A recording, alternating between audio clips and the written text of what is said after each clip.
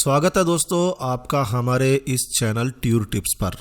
यदि आप ऐतिहासिक इमारतों को देखने के शौकीन हैं, यदि आप राजा महाराजाओं के शानदार महल देखना पसंद करते हैं, यदि आप राजा महाराजाओं के ज़माने की वास्तुकला को निहारना चाहते हैं, यदि आप वन्य जीव अभयारण्य देखना पसंद करते हैं और यदि आप समुद्र के किनारे टहलना पसंद करते हैं और पुराने म्यूजियम देखने के शौकीन हैं, यदि आप पहाड़ सरोवर के नज़दीक अपना समय बिताना चाहते हैं और यदि आपको रेगिस्तान से प्यार है, तो ये सारी चीज़ें आपको एक साथ मिलेगी गुजरात के कच्छ में।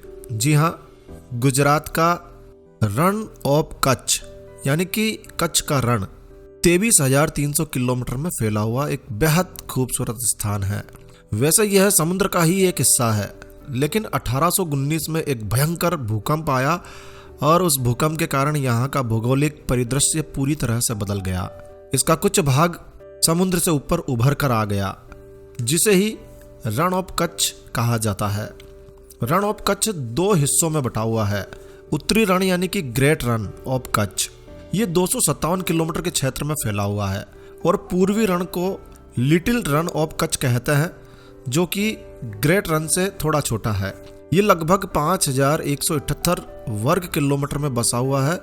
गर्मियों में यहाँ का तापमान 44 डिग्री से 50 डिग्री तक बढ़ जाता है, कभी कभी इससे ज़्यादा भी हो जाता है, और सर्दियों में यहाँ का तापमान शून्य से नीचे तक चला जाता है।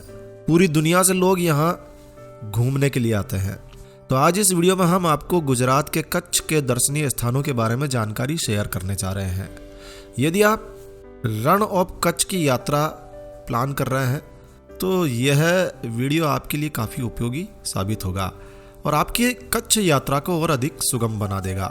तो कच्छ का रण दुनिया के सबसे बड़े और खूबसूरत सफ़ेद रेगिस्तानों में से एक है। जी हाँ, कच्छ का रेगिस्तान नमक का सफ़ेद रेगिस्तान है।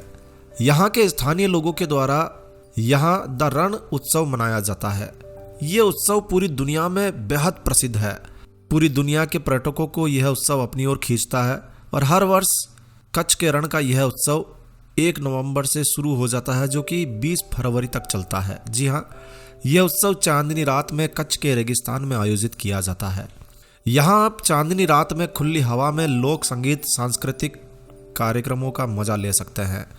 खूबसूरत सफ़ेद रेगिस्तान यहाँ पूर्णिमा की रात में बेहद खूबसूरत नजर आता है।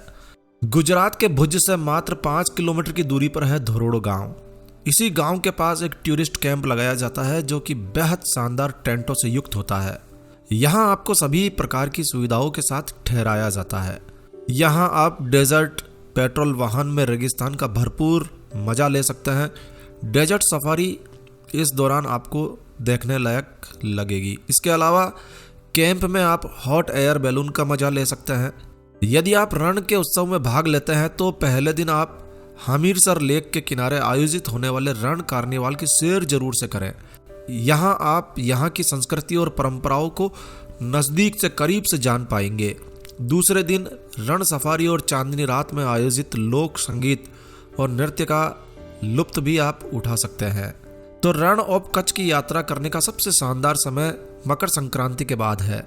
इस समय यहाँ का मौसम बेहद सुहावना हो जाता है और कच्छ के सफ़ेद रेगिस्तान की यात्रा के लिए पूर्णिमा की रात सबसे शानदार समय होता है।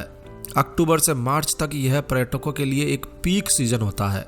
दिसंबर के बाद कच्छ का रण पूरी तरह से एक सफ़ेद रेगिस्तान में बदल जाता है।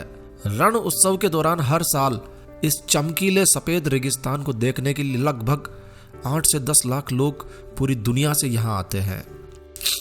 चलिए अब आपको यहाँ के दर्शनीय स्थानों के बारे में बताते हैं। तो सबसे पहले स्थान पर आता है धोलावीरा। धोलावीरा जाने के लिए आपको भुज से 5 घंटे का समय लग जाता है। धोलावीरा गुजरात के कटूच जिले में खादिरबेट गांव का एक प्राचीन स्थान है। यहाँ आपको प्राचीन इंडस घाटी सभ्यता और हड़प्पा संस्कृति के अवशेष देखने को मिलेंगे। तो यदि आप प्राचीन अवशेषों में इंटरेस्ट रखते हैं तो आपको यहाँ जरूर जाना चाहिए। अगला दर्शनीय स्थान है विजय विलास पैलेस।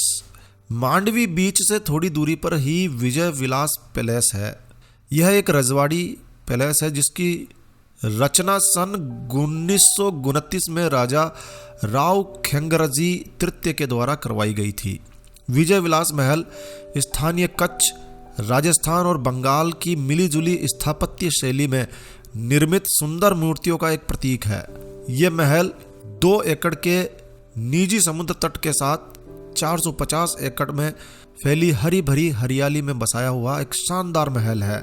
कच्छ के रण में एक शानदार अद्भुत आकर्षक पर्यटन स्थान के रूप में इसे जाना जाता है और लगभग हर पर्यटक विजय विलास पैलेस को देखने के लिए जरूर जाता है। विजय विलास पैलेस में आप काफ़ी ऐतिहासिक और पुरातात्विक कार्य को देख सकते हैं। यहाँ आपको एंटिक चीज़ों का कलेक्शन देखने को मिलेगा और दोस्तों यह महल इतना भव्य है कि यहाँ फिल्मों की शूटिंग्स भी होती है। हम दिल दे चुके सनम हिंदी मूवी का फिल्मांकन यहाँ हुआ है और उसके अलावा और भी कई फिल्मों का यहाँ पर फिल्मांकन हुआ है। तो विजय विलास पैलेस देखने के लिए ज़रूर जाइए। अगला स्थान है काला डूंगर। काला डूंगर पर्यटकों के बीच में काफ़ी प्रसिद्ध है। काला डूंगर कच्छ का सबसे ऊंचा स्थान माना जाता है। भुज से काला डूंगर की दूरी लगभग 95 किलोमीटर है।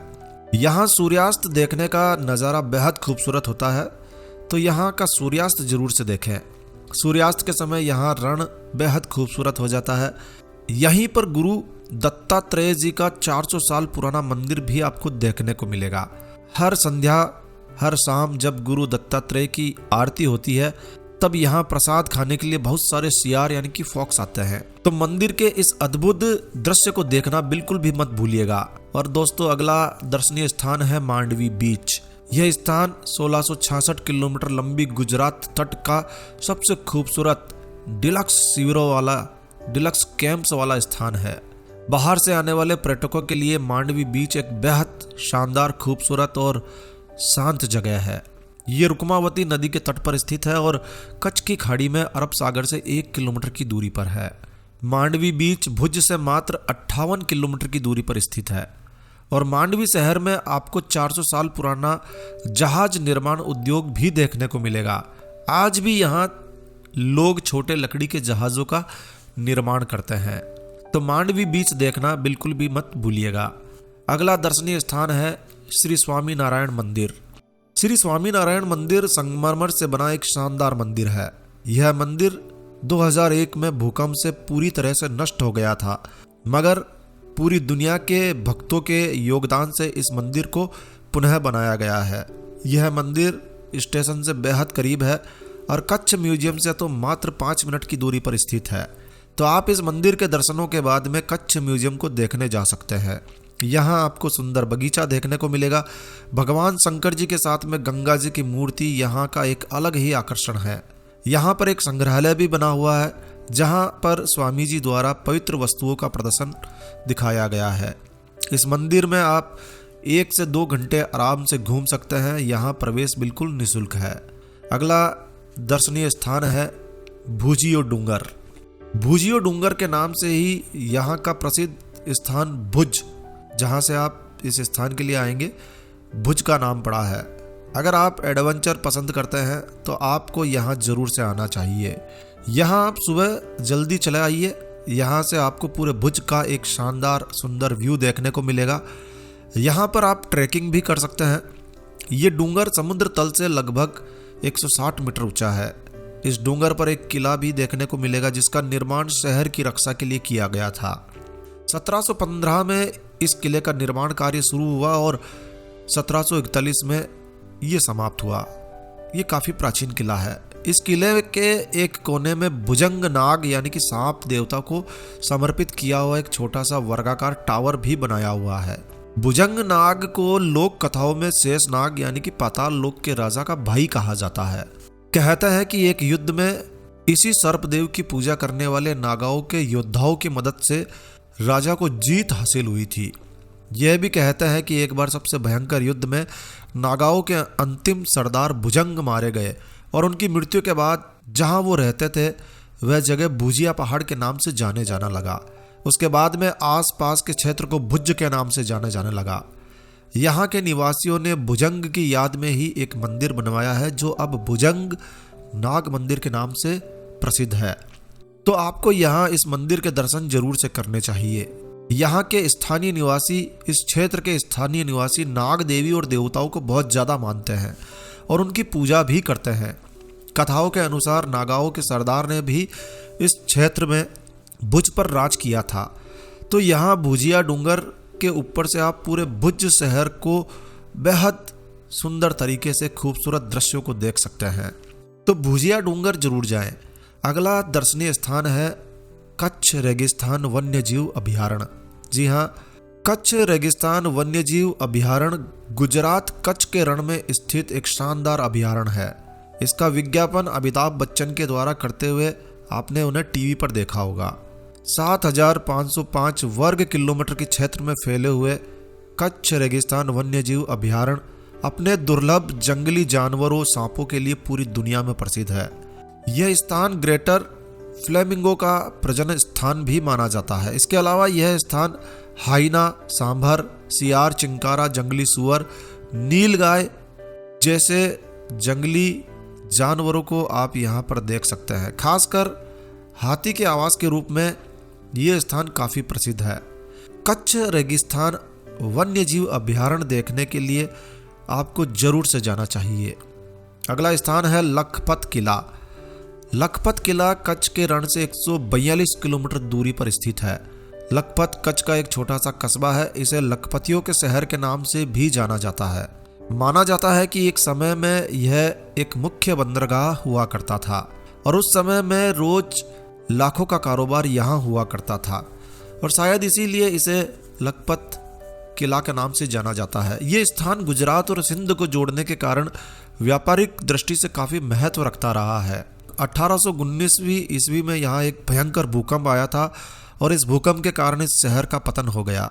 1801 ईस्वी में जमादार फतेह मोहम्मद द्वारा 7 किलोमीटर लंबी एक दीवार का निर्माण करवाया गया था जो आज भी सलामत है और इसी को लखपत किला कहा जाता है। इस क्षेत्र में साफ मरुस्थलीय हवाओं के कारण रात में आसमान का नज़ारा बेहद खूबसूरत हो जाता है।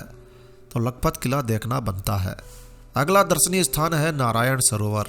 नारायण सरोवर कच्छ के सबसे महत्वपूर्ण हिंदू धार्मिक स्थानों में से एक माना जाता है क्योंकि मान्यता है कि नारायण सरोवर भारत के सबसे पवित्र 5 सरोवरों का संगम है। यह भी मान्यता है कि यह सरोवर हिंदू धर्म में 5 पवित्र झीलों मन सरोवर, पंपा सरोवर, बिंदु सरोवर, नारायण सरोवर और पुष्कर सरोवर का संयोजन है। तो नारायण सरोवर में सिर्फ 2 किलोमीटर की दूरी पर ही एक भगवान शंकर का पवित्र मंदिर है जिसे कोटेश्वर महादेव के नाम से जाना जाता है।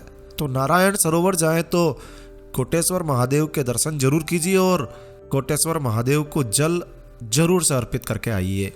अगला दर्शनीय स्थान है घुड़खर अभयारण्य। कच्छ के रण में स्थित यह अभयारण्य भारत में सबसे बड़ा घुड़खर अभयारण्य माना जाता है। यह अभयारण्य लगभग 5000 स्क्वायर किलोमीटर में फैला हुआ है। यहाँ पर आपको कई तरह के वन्य जीव देखने को मिलेंगे लेकिन खासकर केराकक्ष, चिंकारा, हिरण और घुड़सर आपको बहुतायत से देखने को मिलेंगे। घुड़खर यानी कि जंगली गधे। ये अभयारण्य इन्हीं घुड़खर की वजह से पूरे विश्व में प्रसिद्ध है और इसी के कारण इसका नाम घुड़खर अभयारण्य रखा गया है। तो एक साथ हजारों की संख्या में जंगली गधों को देखने के लिए ये स्थान काफ़ी प्रसिद्ध है। अगला स्थान है आईना महल। भुज में हमीरसर झील के उत्तरी पूर्वी कोने में एक महल बना हुआ है जिसे आईना महल या फिर शीश महल के नाम से जाना जाता है। ये काफ़ी आकर्षक है। भारतीय और यूरोपीय शैली का मिश्रित रूप यह महल बेहद खूबसूरत महल है। 2001 में इस महल का काफ़ी हिस्सा भूकंप में नष्ट हो गया था। हालांकि कुछ हिस्सा आज भी खड़ा हुआ है जिसे राज्य सरकार के द्वारा संरक्षित कर दिया गया है और इसे एक संग्रहालय में बदल दिया गया है। तो आईना महल देखने ज़रूर जाइए। तो ये थे कच्छ के कुछ शानदार दर्शनीय स्थान। अब आप रण ऑफ कच्छ कैसे जा सकते हैं ये भी आपको बता देते हैं। दोस्तों, रण ऑफ कच्छ में जाने के लिए आपको परमिट लेना होता है। इस बात का विशेष रूप से ध्यान रखें। बगैर परमिट के आपको वहां अंदर घुसने नहीं देंगे। तो जाने से पहले परमिट की व्यवस्था जरूर कर लें। ये आप ऑनलाइन भी कर सकते हैं। यह भी बता देते हैं कि भुज यहाँ का सबसे नज़दीकी रेलवे स्टेशन है जो कि सभी प्रमुख शहरों से जुड़ा हुआ है। भुज से रण ऑफ कच्छ की दूरी मात्र 80 किलोमीटर है और भुज से आप गुजरात टूरिज्म की बस से या फिर प्राइवेट बसों से भी आप यहाँ आ सकते हैं। आप अपनी टैक्सी से आ सकते हैं या फिर आप अपनी स्वयं की कार से भी आ सकते हैं। अगर आप फ्लाइट से जाना चाहते हैं तो बेंगलोर, दिल्ली, मुंबई, कोलकाता, त्रिवेंद्रम और गोवा से सीधी फ्लाइट्स भुज एयरपोर्ट के लिए आती है। तो आप सीधे भुज भी आ सकते हैं और टैक्सी करके फिर आप रण ऑफ कच्छ में जा सकते हैं। काफ़ी लंबा वीडियो हो चुका है, तो बस इस वीडियो को यहीं विराम देते हैं। आशा है यह जानकारी आपको अच्छी लगी होगी। तो दोस्तों यह वीडियो, यह जानकारी आपको अच्छी लगी हो, यूज़फुल लगी हो तो कृपया लाइक के बटन पर जरूर क्लिक कीजिए। और यदि आपने हमारा ये चैनल टूर टिप्स सब्सक्राइब नहीं किया हुआ है तो कृपया चैनल सब्सक्राइब कर लीजिए, क्योंकि इस चैनल पर टूर से जुड़ी जानकारियाँ, दर्शनीय स्थानों के बारे में जानकारियाँ, तो हमारे वीडियो से आप अपना टूर प्लान कर सकते हैं। तो इसी प्रकार के वीडियोस को देखने के लिए आप हमारे चैनल को अभी सब्सक्राइब कर लीजिए। तो मैं आपका दोस्त नरेंद्र अग्रवाल फिर मिलता हूँ एक नए वीडियो में। तब तक के लिए stay healthy, stay happy. Thank you for watching my video. Thanks. जय श्री राम, जय हनुमान।